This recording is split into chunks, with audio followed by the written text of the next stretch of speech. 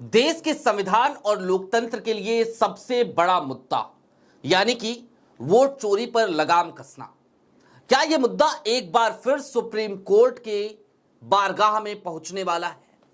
और इस बार क्या यह मुद्दा अपने रिटायरमेंट से ठीक पहले सीजेआई बीआर गवई साहब खुद सुनेंगे, ना कि जस्टिस सूर्यकांत या फिर कि जस्टिस बागची या फिर कि जस्टिस पादरीवाला या फिर कि कोई और ऐसा इसलिए क्योंकि आज की तारीख में आपको एक खबर तो बताई थी हमने कि सुप्रीम कोर्ट में, भरी अदालत में, भरी कोर्ट में सीजेआई बीआर गवई ने मोदी सरकार के वकील की हेकड़ी निकाल दी थी और यह भी बता दिया था कि कैसे उनकी बेंच से बचने की बार बार कोशिशें की जाती हैं। लेकिन इसी बीच में एक खबर मेरे पास और आई और मुझे लगा आपको बताना चाहिए। साथ ही साथ खबरों की एक लंबी फहरिस्त भी है जो ये बताती है कि सुप्रीम कोर्ट बीते 24 घंटे में एक अलग ही मूड में नजर आ रहा है। नमस्कार, मैं स्वप्निल और आप मुद्दा देख रहे हैं।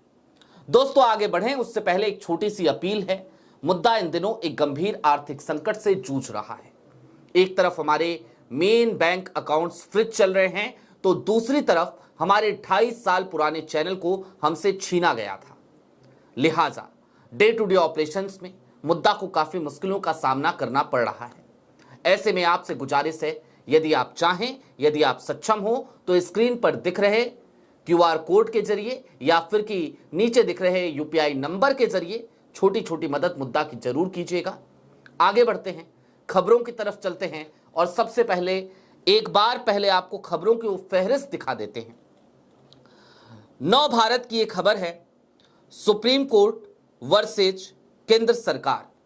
सीजीआई के इस विस्फोटक बयान से बवाल, बोले लगता है आप हमसे बचना चाहते हैं। यह खबर हालांकि सुबह भी मैं आपको बता चुका हूं। इसके अलावा एक वेबसाइट है लल्लू राम, हालांकि सरकार से सवाल पूछने वाली वेबसाइट है ये, और इस पर एक बड़ी खबर आ जाई।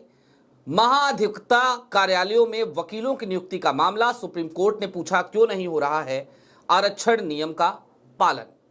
इसके अलावा टीवी 9 की खबर, न्यायिक करियर में ठहराव पर सुनवाई पूरी, सीजेआई गवई की पीठ ने सुरक्षित रखा फैसला।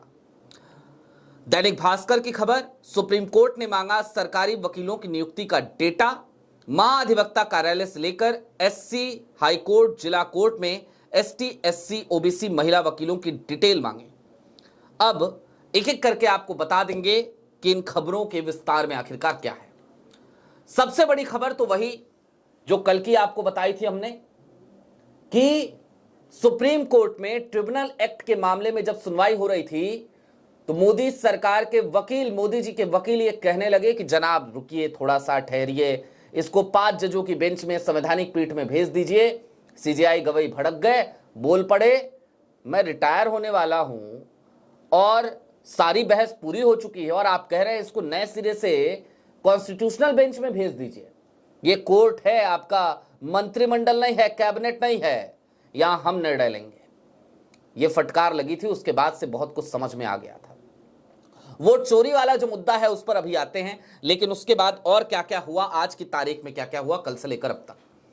मध्य प्रदेश का एक मामला आज सुप्रीम कोर्ट में पहुंचा और उस मामले में दरअसल वकीलों की याचिका थी और उन्होंने कहा कि सरकारी वकीलों की नियुक्ति में भारी मनमानी की जा रही है।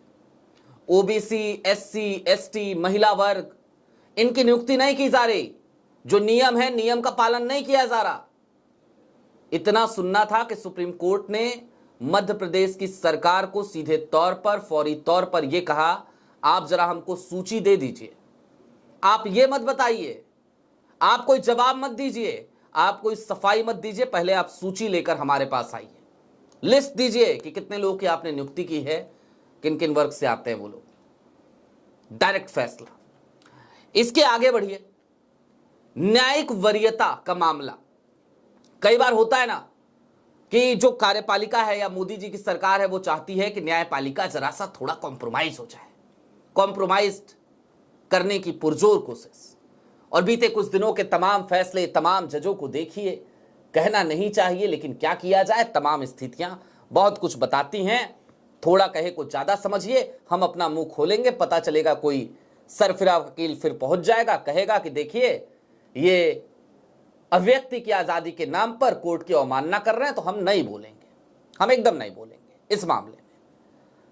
लेकिन अब वोट चोरी वाला वो मामला याद कीजिए, राहुल गांधी की प्रेस कॉन्फ्रेंस, उसमें दिखाए गए तमाम सबूत, उन सबूतों के आधार पर रोहित पांडे की एक याचिका सुप्रीम कोर्ट में पहुंची। याचिका को लिस्ट किया गया जस्टिस सूर्यकांत और जस्टिस बागची की बेंच में। वो याचिका लिस्ट तो हुई, उस पर सुनवाई तो हुई, लेकिन फिर याचिका को खारिज कर दिया गया। हालांकि हमें यही उम्मीद थी कि वो याचिका खारिज होगी। क्यों थी उम्मीद?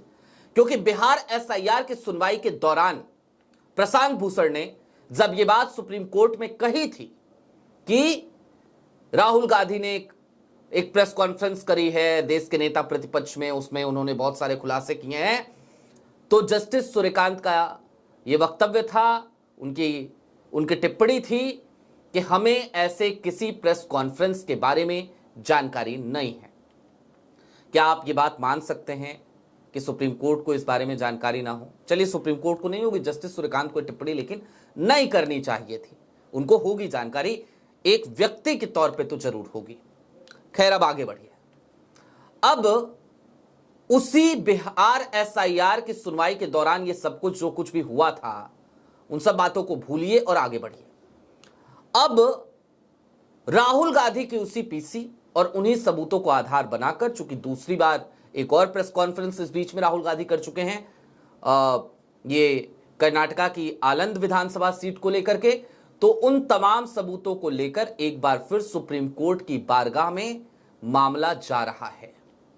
और इस बार जो मामला जा रहा है, इस बार ये मामला ऐसा लग रहा है सुप्रीम कोर्ट का रुख देखकर, और सुप्रीम कोर्ट का छोड़िए, फिलवक्त justice B R Gavai, CJI chief justice of India B R Gavai का रुख देखकर कि उनकी ही अदालत में इस मामले की सुनवाई होगी। क्योंकि सीजेआई बीआर गवई जो तमाम मामलों से खुद को अलग कर रहे थे, आज की तारीख में लगातार ऐसे मामलों की सुनवाई कर रहे हैं जिन मामलों पे सरकार घिरती हुई नजर आ रही है।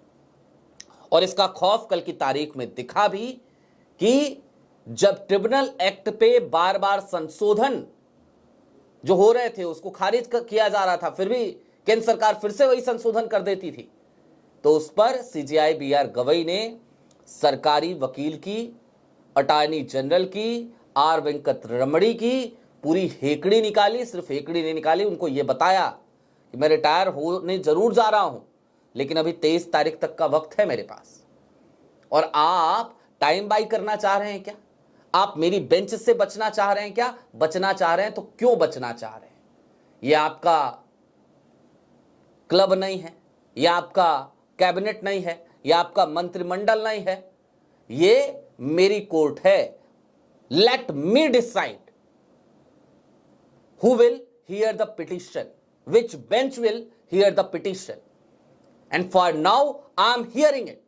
ये शब्द किसी और के नहीं बल्कि सीजेआई बीआर गवई के थे, और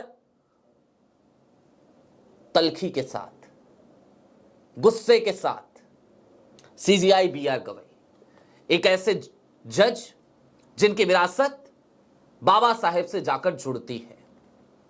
और इतना ही नहीं, सीजेआई बीआर गवई की ईमानदारी की यदि बात की जाए तो आपको याद करना चाहिए, राहुल गांधी की सांसदी जब चली गई थी, छीन ली गई थी निचली अदालत से, फिर उसके बाद गुजरात हाई कोर्ट से, तो वो मामला सुप्रीम कोर्ट में आया। और जब सुप्रीम कोर्ट में आया तो सीजेआई बीआर गवई ने सीधे तौर पे एक बात कही थी। उन्होंने कहा था कि चूंकि मेरे परिवार का कांग्रेस से जुड़ाव रहा है, तो मुझे लगता है कि मुझे इस मामले की सुनवाई नहीं करनी चाहिए।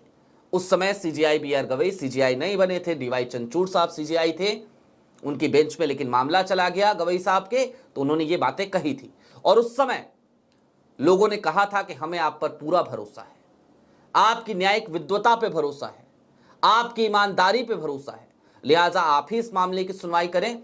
फिर राहुल गांधी की सांसदी के उस मामले की सुनवाई सीजेआई बीआर गवई ने करी, सजा को निरस्त कर दिया, सजा को सस्पेंड कर दिया और उसके बाद जाकर राहुल गांधी की सांसदी बहाल हो पाई थी जब वो वायनाड से सांसद थे।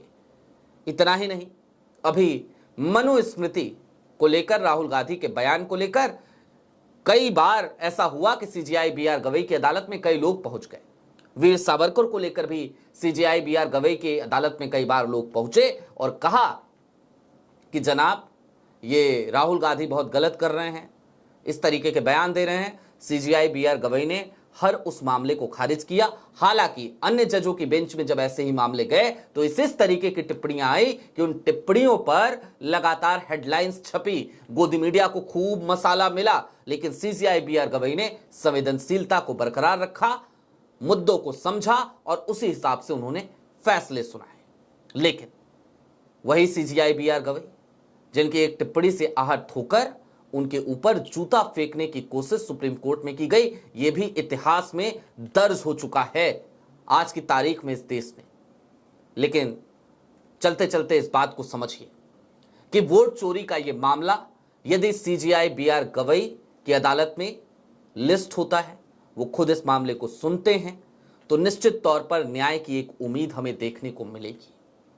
कर्नाटक की एसआईटी तो जांच कर ही रही है, लेकिन उसके अलावा सुप्रीम कोर्ट में यदि सुनवाई होती है और सुप्रीम कोर्ट से कोई फैसला आता है तो ये ज्ञानेश कुमार साहब के लिए भी एक बड़ा झटका होगा। और इससे भी बड़ी बात, बार बार ये जो एसआईआर चल रहा है ना देशव्यापी, तो इसको लेकर के भी तमिलनाडु से एक याचिका सुप्रीम कोर्ट में पहुंची है, उसकी बेंच भी अभी तक डिसाइडेड नहीं है। आमतौर पर याचिका पहुंचने के बाद जब वो लिस्ट हो जाती है तो बेंच सुप्रीम कोर्ट की वेबसाइट पर दिखा दी जाती है। बहुत हद तक संभव है कि वहां पर भी बेंच डिसाइड नहीं है तो वो बेंच भी शायद अब सीजेआई बीआर गवई की होगी, ना कि जस्टिस सूर्यकांत की, would be chief justice Suryakant की।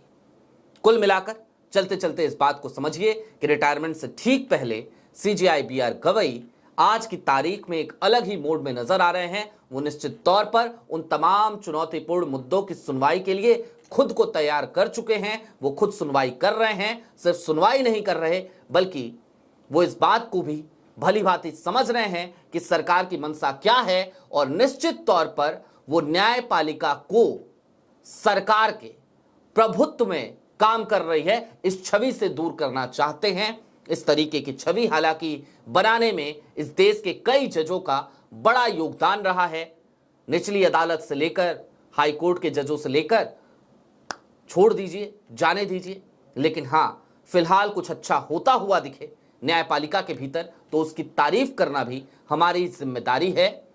और वो खबरें, चूंकि ऐसी खबरें आप तक गोदी मीडिया नहीं पहुंचाती है जिसमें सरकार घिरती हुई दिखे, तो उन खबरों को भी आप तक पहुंचाना ये तो हमारी प्राथमिक जिम्मेदारी है ही। आपकी क्या राय है हमें कमेंट बॉक्स में जरूर बताइएगा। अभी के लिए दीजिए इजाजत। चलते चलते फिर वही अपील, चैनल पे नए हो सब्सक्राइब करते हुए जाइएगा, सक्षम हो तो छोटी छोटी मदद मुद्दा की जरूर कीजिएगा। बहुत शुक्रिया।